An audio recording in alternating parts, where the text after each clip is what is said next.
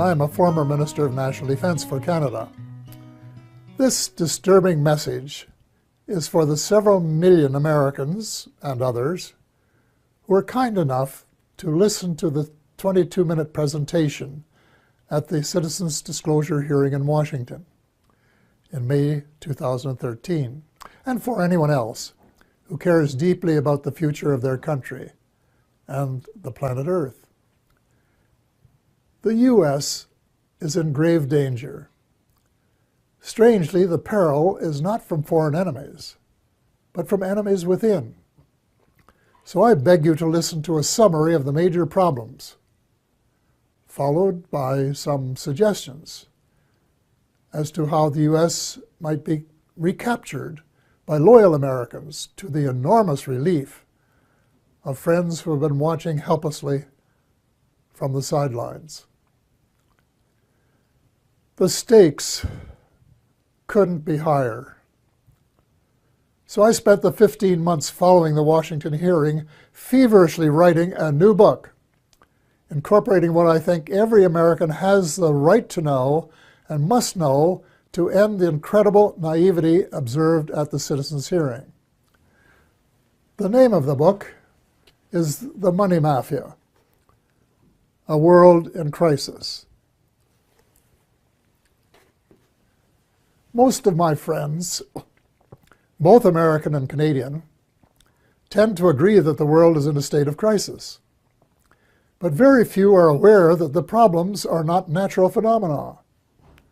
They have been engineered by a very tiny elite group of rich, ruthless, and power-hungry people who have been deliberately keeping the majority of decent, hard-working taxpayers totally in the dark. The iron veil of secrecy is now nearing the end of its 7th decade. When World War II ended, little attention was given to Operation Paperclip, under which hundreds of Nazi scientists were brought to the U.S., given new identities, and then appointed to important jobs in the military and elsewhere. Some of them would have been aware of UFOs and the ET presence from their experience in working with them in the 1930s. The American military began to take the subject more seriously after retrieving one of the vehicles that crashed near Roswell, New Mexico, on July 4th, 1947, and decided to back-engineer its technology, which was light years more advanced than anything that we had known. On Tuesday, July the 8th, 1947, at 11 a.m. Mountain Time, Roswell Airfield Commanding Officer Colonel William Blanchard announced in a press release the recovery of a flying disc. That was the truth. Later that same day, at approximately 4:30 p.m. Central Time, Brigadier General Roger Ramey, commander of the 8th Air Force and Blanchard's supervising officer, presented to the press an alternative story. He claimed the Army had recovered a Rowan target device suspended by a neoprene balloon. That was a lie. In fact, it was the cornerstone lie of what was to become a cult of lying and disinformation that is still United States policy today, 68 years later. In my brief address to the Citizens Disclosure hearing, I said that the United States and much of the Western world is ultimately controlled by an unelected, unaccountable cabal. Its apex is the banking and financial cartel, followed by the oil cartel, the CEOs of the largest and most powerful transnational corporations, major intelligence agencies, including the CIA, the FBI, and the NSA, and a major slice of the U.S. military. Their collective power and influence is incalculable, and it is their plan for the U.S. and the rest of us that is so alarming. Their plan is an empire greater in size and power than any empire before it. They call this the New World Order, which, ironically, is the same name Hitler used for the smaller empire he imagined.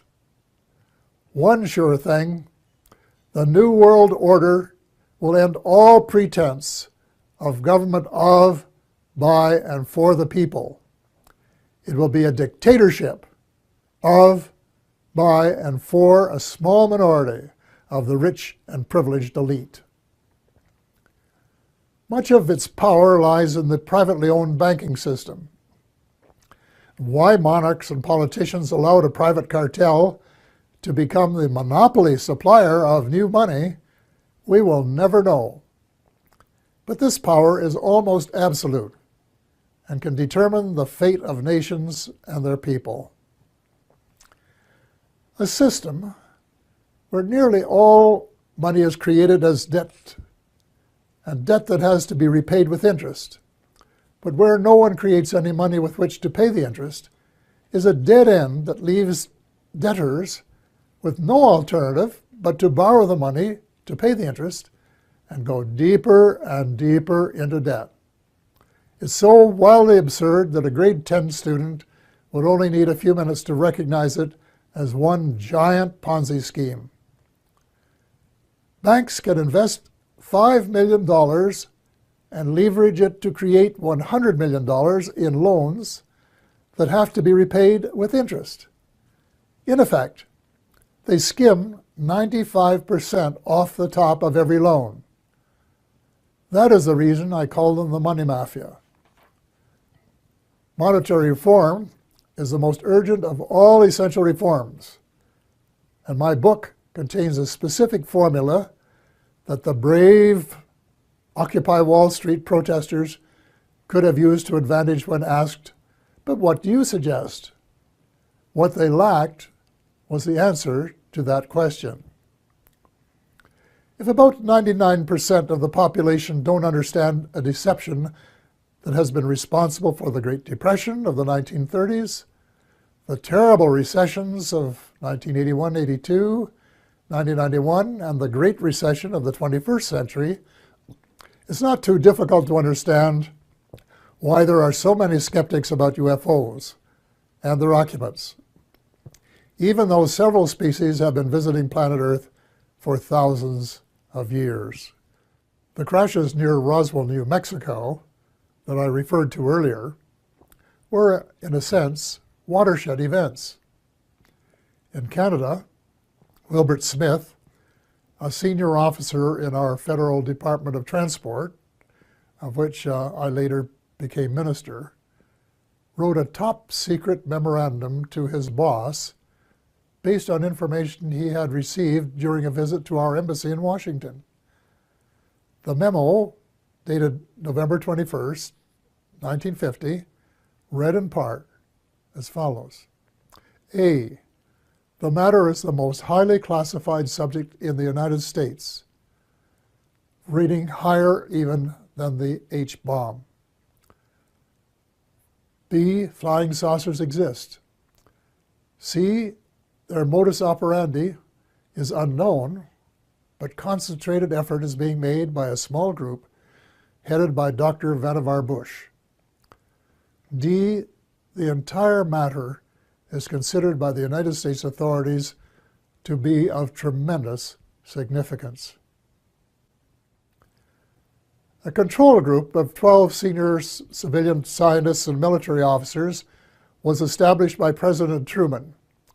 They were known as the Majestic 12, or MJ-12, which issued a memorandum that included how to respond to UFO sightings by saying that they were natural phenomena, such as plasma or swamp gas, or that the observer might have been imbibing too much Jack Daniels bourbon. Nothing could be further from the truth. Under the Eisenhower administration, much of the physical engineering was transferred to underground facilities in Nevada and Arizona. Meanwhile, much of the control was transferred to civilian agencies in order to create plausible deniability as to its existence. When President Eisenhower wanted to take a look at the restricted areas, he was denied access. It was only when he threatened to send in the First Army that it was agreed that he could send 3 confidants to look at the secret areas 51 and S4. They reported that the Roswell vehicle was indeed being back-engineered by United States forces. President Eisenhower was so distressed by the situation that he included in his farewell address to the nation that his fellow Americans should beware of the military-industrial complex, which, according to one witness, was his way of saying that the ET file had fallen into the wrong hands. Indeed it had. It was under the control of the military-industrial complex, otherwise known as the financial, intelligence, and military wing of the all-pervasive cabal, which has seized control of the United States and much of the balance of the world. Beginning with Eisenhower, not one of the presidents of the United States has been given completely honest advice by his civil, military, and intelligence advisors, nor fully briefed on the ET presence and technology. The military-industrial complex adopted a strategy of perpetual warfare to enhance its own power and profit. It is inconceivable that this plan was discussed and approved in advance by any American president. Wernher von Braun, the German rocket scientist who came to the U.S. at the end of World War II, told my friend Dr. Carol Rosen, who worked with him, that they, the military-industrial complex, in order to maintain perpetual war, had to have an enemy. First, it will be the communists, he said. Then it will be the terrorists. And finally, it will be the ETs. So far, the plan has been unfolding exactly as forecast. The cabal, sometimes referred to as the shadow government, has been in control. When Sarah McClendon, veteran White House reporter, asked President Bill Clinton why he didn't do something about UFO disclosure, Clinton replied, and I quote, "Sarah, there's a government inside the government, and I don't control it." End of quote. Imagine the President of the United States and Commander-in-Chief of the Armed Forces isn't cleared to know what his troops are doing. Well, with the end of the Cold War, the Pentagon wrote a new defense plan, popularly known as a project for the new American century. It was very far-reaching and involved conquest of much of the world by financial or military means, whichever was easiest. The document, which very few people were aware of, admitted that it was so far-reaching that it might be too much for Americans to swallow in the absence of some catastrophic and catalyzing event like a new Pearl Harbor. Well, Lady Luck appeared to be on their side in the form of September the 11th, 2001. Amateur foreign pilots trained in the U.S. allegedly hijacked planes and flew them into the sides of the World Trade Towers 1 and 2, and then into the Pentagon. Later in the day, the buildings collapsed. President Bush declared war on the terrorists and invoked the provisions in the North Atlantic Treaty, under which an attack on any one country is considered to be an attack on all. The reaction was unprecedented since the outbreak of World War II and the later attack on Pearl Harbor. The English-speaking world, in particular, was incensed, and a high percentage of Americans were prepared to nuke the perpetrators. Defense Secretary Donald Rumsfeld soon announced that, quote, "that means war against Iraq," end of quote, even though there was absolutely no evidence of Iraqi complicity, none whatsoever. Although most Muslims had been sympathetic to the U.S. in the immediate aftermath of 9/11, as soon as the bombs started dropping on Baghdad, moderate Muslims by the thousand were so outraged and overcome by hate that they opted for a terrorist response. From that day on, it would be difficult to find a terrorist who did not have "Made in the USA" etched on his or her soul.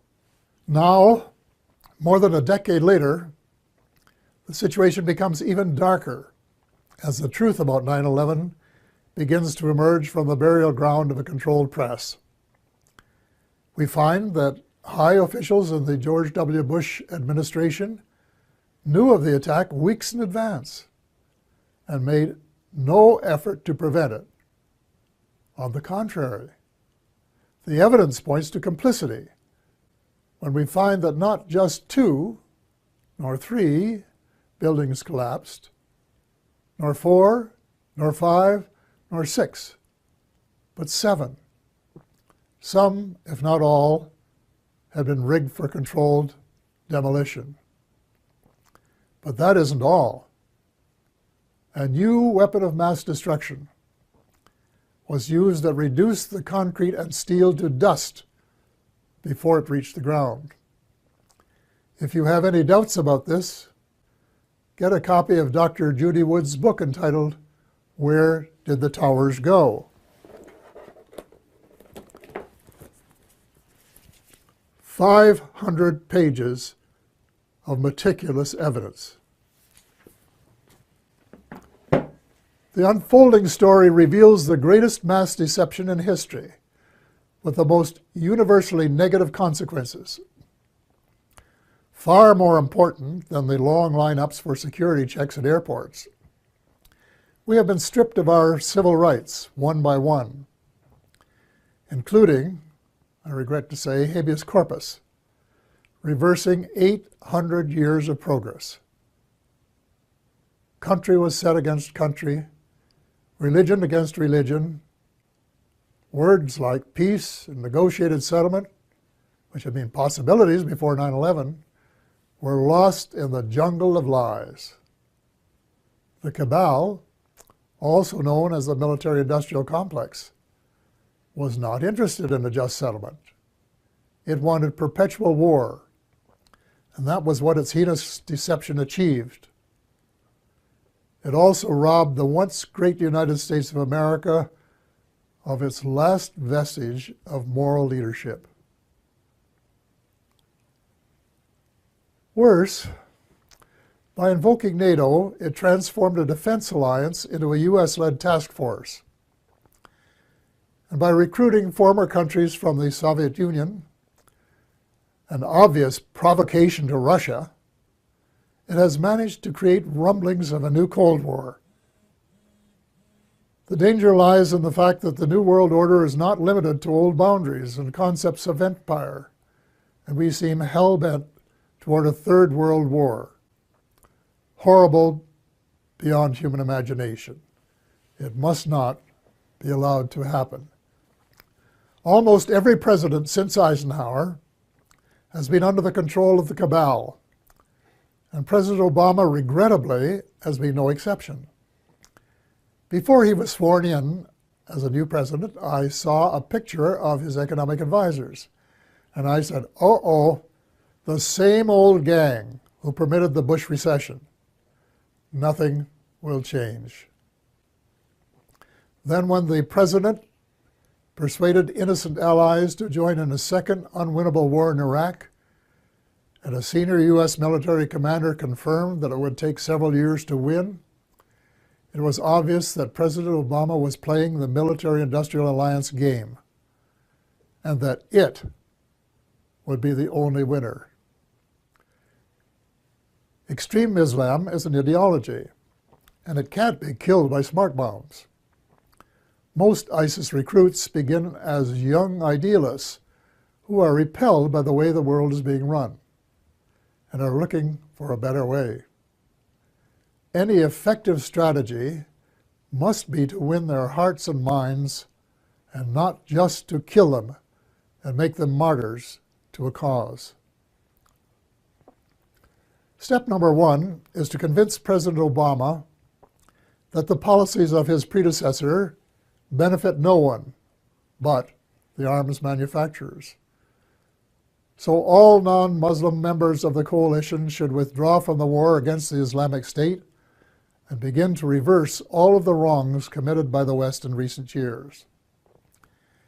Hate him or love him, President Obama is the only person in the world with the power to lead a penitent United States and its misled allies in the moral and spiritual revolution essential for a world of peace and justice, where the human species has a fighting chance to survive. The transformation has to be reversible before the next U.S. presidential election, which could be the point of no return. Ultimately, the Muslims must be allowed to settle their own problems. Before 9/11, Iraq was a Sunni dictatorship that treated its Shia brothers and sisters badly. The U.S. deposed Saddam Hussein and established a new Shia majority that treated its Sunni minority unfairly. The seeds of further conflict were born. The Muslims must resolve their age-long differences as Christians and of different denominations have recently been able to do. Perhaps the United Nations might be invited by the Muslims to convene a meeting of both temporal and religious leaders in search of a better way of settling grievances and differences. Meanwhile, it's time that all the Abrahamic religions, Christianity, Judaism, and Islam, kissed and made up. I was in my 80s before I knew that Allah was my God. My guess is that the majority of Christians are equally ill-informed. And the Israelites should start treating Palestinians as the blood brothers that they really are, instead of as inferior beings. It is wise to remember that the original covenant with the Creator applied to all of Abraham's children, and not just to the favored few.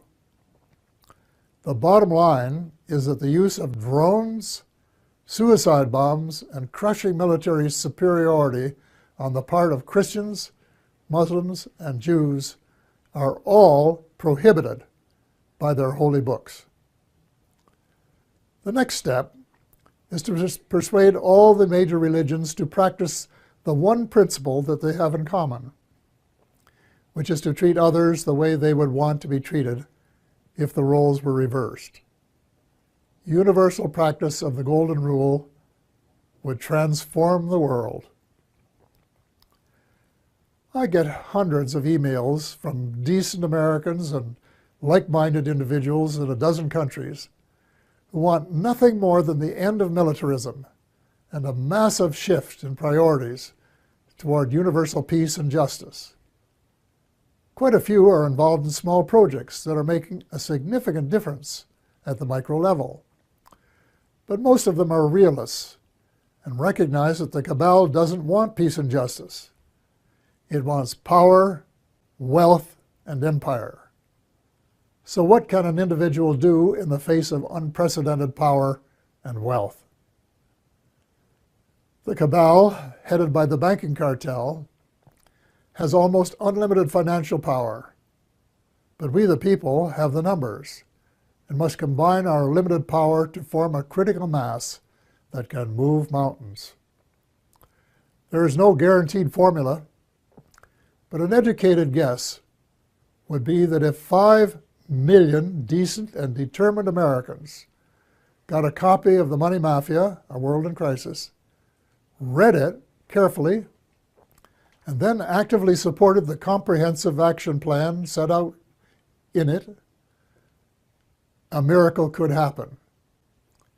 Each one of the 5 million would have to write a personal letter to the president, their senator, and their congressperson, demanding action forthwith in each of the critical areas in the same spirit of bipartisanship that would be expected in a war to save the world, which is exactly what is at stake. I am not going to repeat the list of essential reforms here, except for a few key items. The U.S. should play a leadership role in ending the private bankers' monopoly to print money.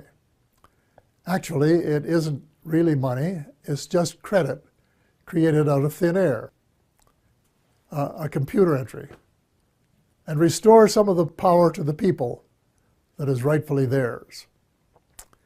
President Obama can mint $2 trillion platinum coins to get the ball rolling, while legislation is prepared to take over the Fed and establish a 100% publicly owned central bank, a central bank of the United States. There cannot and will not be peace and justice on earth while the Fed continues to exist. Speaking of justice, if President Obama really wants a place in history as a friend of the 99% rather than the 1%, he can fast-track the Trans-Pacific Partnership into oblivion. Even the name is a lie. There is no way it is a partnership. It should be called the Trans-Pacific Power Grab by a small elite group who want to feather their own nests at the expense of other people's rights to run their own affairs for their own benefit. So the choice is yours, Mr. President, to decide if it will be the people or the cabal. There must be full disclosure of what the cabal and the U.S. shadow government have been doing since World War II. To what extent has the extraterrestrial space and weapons technology been back-engineered? And is it true, as the late Ben Rich, former CEO of Lockheed's Skunk Works, said, and I quote, "We, the U.S., now have the technology to take ET home," end of quote. The extent to which there has been collaboration between the cabal and the ETs. What species? What motives? Were there agreements signed? And if so, were the terms of the treaty or treaties lived up to? To hear the truth emerge after so many years of continual lies and darkness will require either that the National Security Act of 1947 be rescinded or suspended, with a general amnesty so that decent Americans can tell the truth without fear of retribution. A kind of truth and reconciliation process will be required. Then there are the positive benefits that must be pursued. The President must issue an order that would release the secret patents on exotic energy and make them available to the world. The secret technology, in combination with a flexible financial system, will make it possible to convert from an oil economy to a clean economy in 7 years. It will provide billions of new jobs worldwide and help close the ever-widening gap between the haves and the have-nots. Simultaneously, a project should be started to restore our oceans before the food chain has been permanently broken. In addition, worldwide programs of forest preservation and reforestation should help provide the carbon sinks essential for greater stability in weather patterns. Speaking of changing weather patterns, full disclosure should give us a better idea of how much weather patterns have been altered by government tinkering. Due to restraints of time, space, and expertise, my book makes no mention of either chemtrails or the high-frequency active auroral research program known as HAARP. But from what I have heard and read from credible informants, I would say that they are Satan's illegitimate Siamese twins of death and destruction. If so, they should be terminated at once and relegated to the netherworld from which they came. And before the people of the world become aware and launch a $10 or $20 trillion class action suit against the United States Air Force, its contractors, associates, and suppliers. A visit to the battlefields of World Wars I and II in November of last year affected me profoundly. The slogans were everywhere. Never again. We had seen the horror of man's inhumanity to man, which was sordid beyond belief. Yet as I reflected on the real world of today, I thought that the millions who gave their lives had died in vain. Even before the Second World War was over, a group of greedy, self-centered men were plotting the next round, and they have been working assiduously at their plan. The same symptoms of mass unemployment, poverty, and seeking military advantage have been replicated. But the next time, we would start off with weapons of mass destruction just in their infancy then. The next time, it is not just supremacy that is at stake, although there are some who think so. It is the survival of the human species that is at stake. God will not be mocked. We have been given the choice of making our planet uninhabitable, as we have been told some other species have done, or we can move in the opposite direction of peace, love, justice, and cooperation for the betterment of all, rich and poor alike. We have been given a few months, not years, to change course before it is too late. The choice is ours.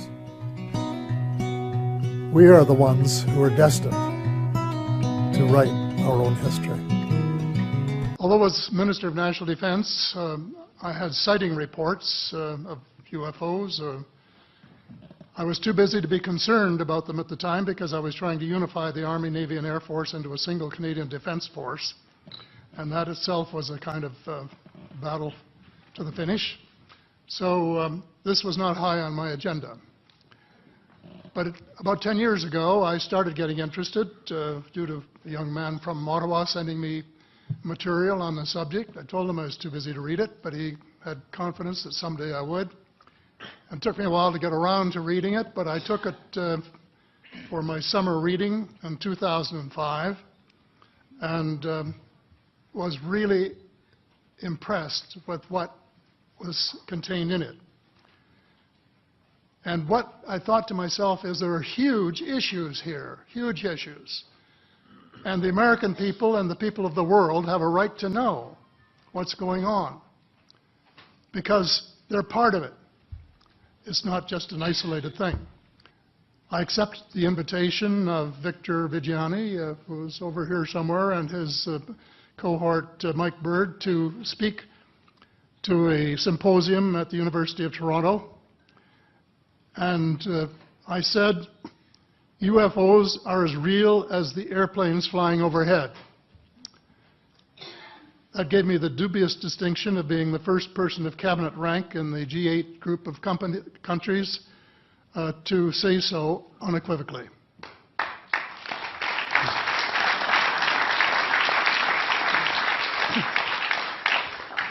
In the 1960s sometime, it was a flotilla of UFOs headed south that crossed into NATO territory in Europe.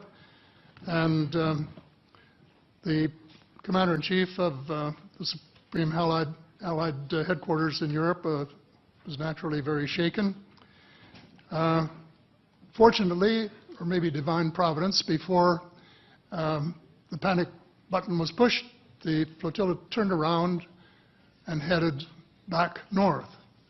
Obviously, they had thought maybe they were Russian and they were very concerned about it. Anyway, an investigation was launched into this whole subject, and a document was prepared which concluded that at least 4 species had been visiting Earth for thousands of years. And this is my own view at this stage as well. So, except for that, there are just a couple of things that we've talked about that I'd like to refer to. And one was that we were referring to them as they until this morning when Linda Moulton Howe, I think she was the first one, actually named 3 different species. I don't think we can any more refer to them as they because they're not an amorphous mass. They are different species and consequently may have different agendas. I don't think we can say that they all have the same agenda any more than we could say that the United States, China, and Russia had the same agenda. Our real interests may be very similar, but as of now, our perceived interests are still quite far apart. One more observation before I begin what I want to say, and that is that we spent quite a bit of time talking about the 66-year-old cadavers. And I was glad to have Linda this morning finally say that there are live ETs on Earth at this present time, and at least 2 of them probably working with the United States government. The other species that I learned about not too long ago was called the tall whites. And this is when Paula Harris broke the story just a few years ago. And through her good offices, I had the chance to talk for about 3 hours with former Airman Charles Hall and listen to this absolutely fascinating story of how he was working with, first of all, he was scared out of his skin, but after that, when he got to know them, how he was working with, and finally they became to trust each other and have a good working relationship with the tall whites at the gunnery range at Indian Springs in Nevada. And these tall whites were living on United States Air Force property and working in cooperation with the United States Air Force and sharing technology with them. He wrote a book, incidentally, called Millennial Hospitality. There are 4 different versions, but Paula says that Millennial Hospitality number 2 is the best. I think that's the one I read, and it's a very interesting read if you want to sort of get inside the problem of what it's like to bump into these people floating across the terrain in the desert. Well, enough on that for now. My interest is in full disclosure. And my only caveat is I think probably I would say 95 to 98% full disclosure. I know of 1 or 2 things that I'm not sure should be in the public domain, at least yet. They will be someday, I'm sure, but not maybe immediately. But just as children survive the idea of the Tooth Fairy and Santa Claus when they become adult, I think that tax-paying citizens are quite capable of accepting the new and broader reality that we live in a cosmos teeming with life of various sorts. The fact that some other civilizations are more advanced than we are may be humbling. It exists, and it's being kept secret by the same vested interests who control our destiny. Who are these vested interests, and what are they up to? Well, Senator, you were talking about a military junta. In my opinion, that is true, but I have broadened and deepened the definition to cabal, and the cabal comprises members of the 3 sisters: the Council on Foreign Relations, the Bilderbergers, and the Trilateral Commission, the International Banking Cartel, the Oil Cartel, members of various intelligence organizations, and select members of the military junta, who together have become a shadow government of not only the United States, but of much of the Western world. The aim of the game is a world government comprising members of the cabal who are elected by no one and accountable to no one. And according to Mr. Rockefeller, the plan is well advanced. Does this help you to understand why our civil rights are being taken away from us? I say us, because Canada too was included in the Grand Plan. So here we are more than a decade later fighting another war that can't be won. There is no country on earth powerful enough to protect its citizens against fanatical hate, as we learned from the Boston Marathon. And the mere attempt to pursue the impossible pits neighbor against neighbor and the state power structure against everyone.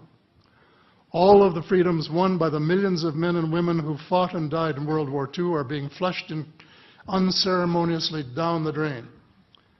The only hope of peace is a negotiated settlement. This will require a paradigm shift in American attitudes. It involves a de facto renunciation of the plan for a new American energy and the adoption of a pledge of cooperation with all humankind to build the kind of world which we are collectively capable of. Young people everywhere need to be challenged by a noble cause.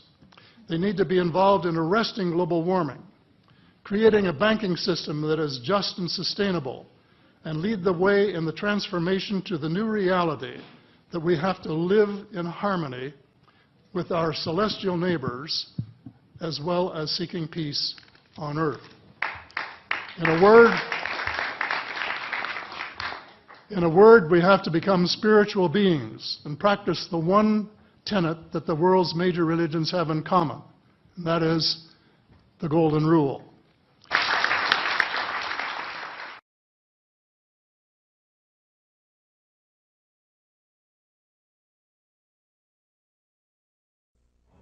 For 22 and a half years, I served in the United States Army. During my tenure, I was on many occasions asked to serve as the official, unofficial UFO consultant dealing with UFO matters in the areas of my assignment. As a result of my involvement, I was able to ascertain that the United States government knew a whole lot more about UFOs than it was telling the American public. That there was an intelligence involved, that there was a highly evolved technology. I learned that to a degree, we were carrying on a dialogue with this intelligence. We were making every effort we could to acquire this technology and make it part of our own existing technology.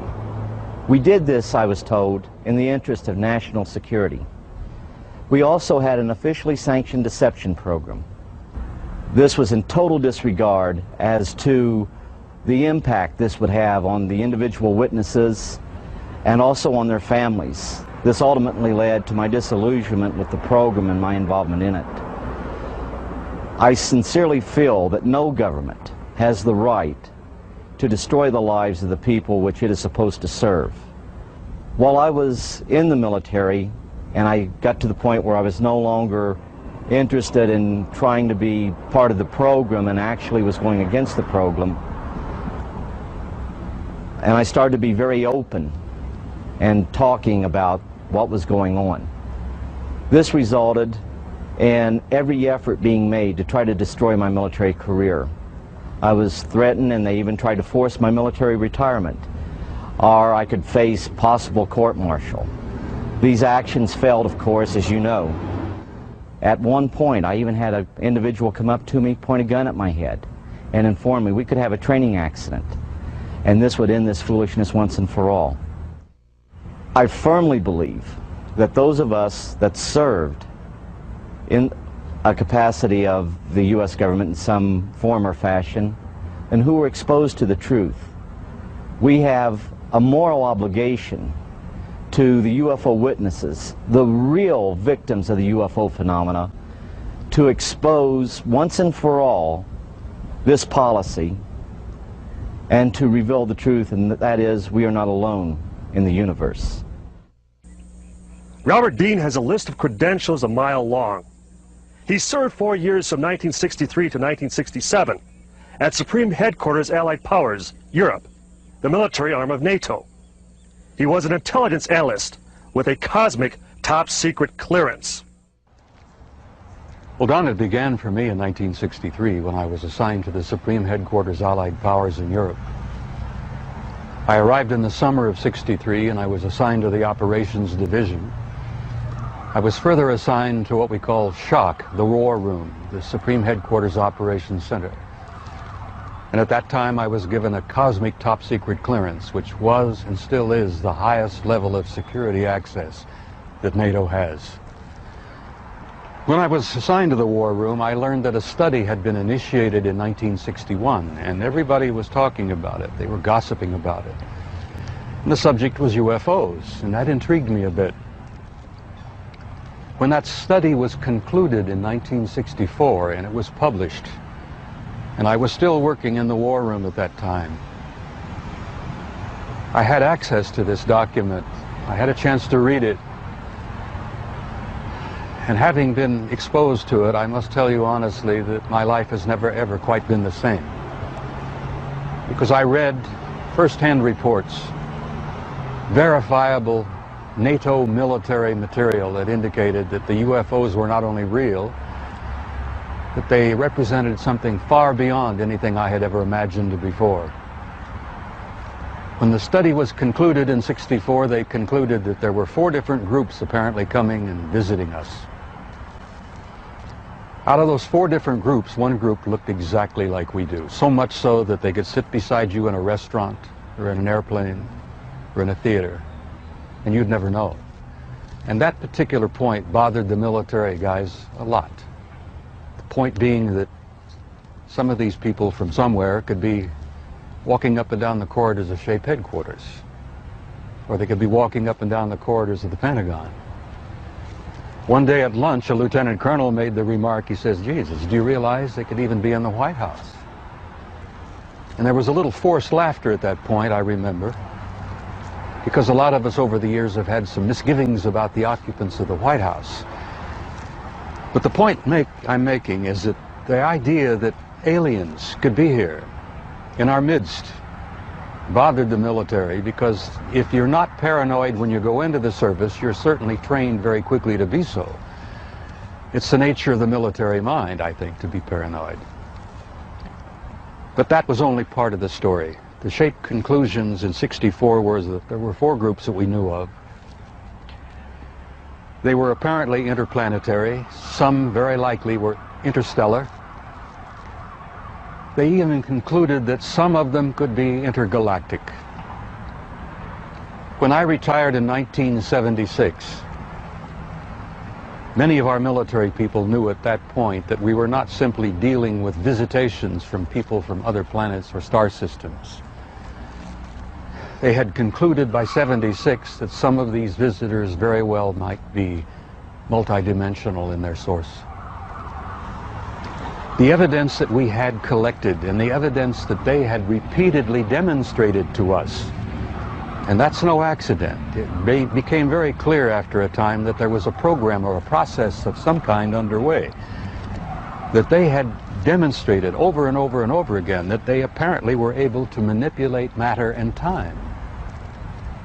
Now this really shook up our scientists.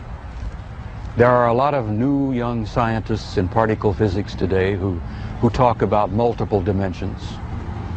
There's a brilliant young professor in New York by the name of Michio Kaku, who has written a brilliant book called Hyperspace, where they talk about 10 separate dimensions.